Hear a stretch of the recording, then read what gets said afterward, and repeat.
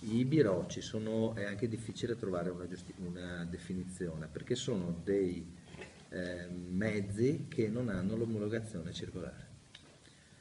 Quindi non stiamo parlando delle Jeep Willys o delle Jeep Campagnola o delle moto che girano e portano tranquillamente folklore e tradizione.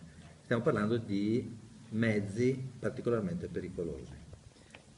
Pericolosi al punto che, come ricordava il vice sindaco, purtroppo qualcuno c'è rimasto. E siccome, beh, purtroppo è stato il mio benvenuto ad Asti. Cioè, quando siamo stati accolti, il gruppo di amministratori ad Asti, siamo stati accolti a questa notizia e assicuro che è stata una notizia assolutamente difficile per tutti. Il,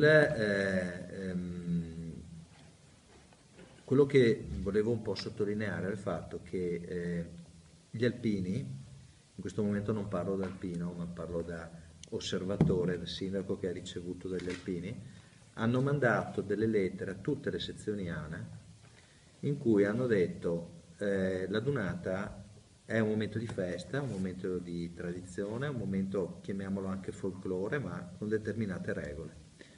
E hanno detto che erano loro stessi che non volevano i birocci.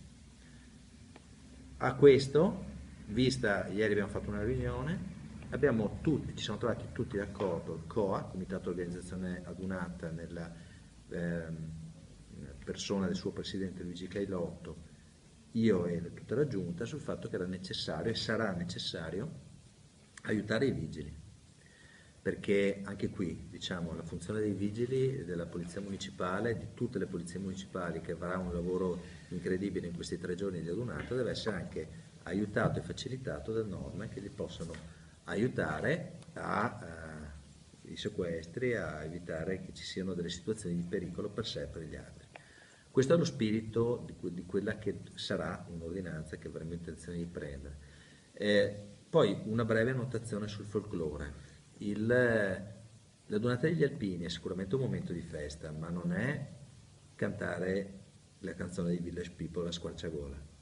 Là è divertente, però la adunata degli Alpini ha in sé momenti di tradizione, momenti di ricordo, soprattutto quella nostra che è nata sulla celebrazione e il ricordo dei 100 anni della Grande Guerra. Sicuramente la città sarà invasa di cori alpini, sarà invasa di persone che uniranno i momenti di festa, divertente, con i momenti di ricordo. Ecco, l'importante è la misura in questa direzione la collaborazione tra gli alpini e l'amministrazione e le persone che saranno deputate a garantire l'ordine per i partecipanti alla dunata e per i non partecipanti alla dunata. Quindi è fondamentale che questa invasione di penne nere abbia delle regole e queste regole noi abbiamo il dovere di cercare di mettere.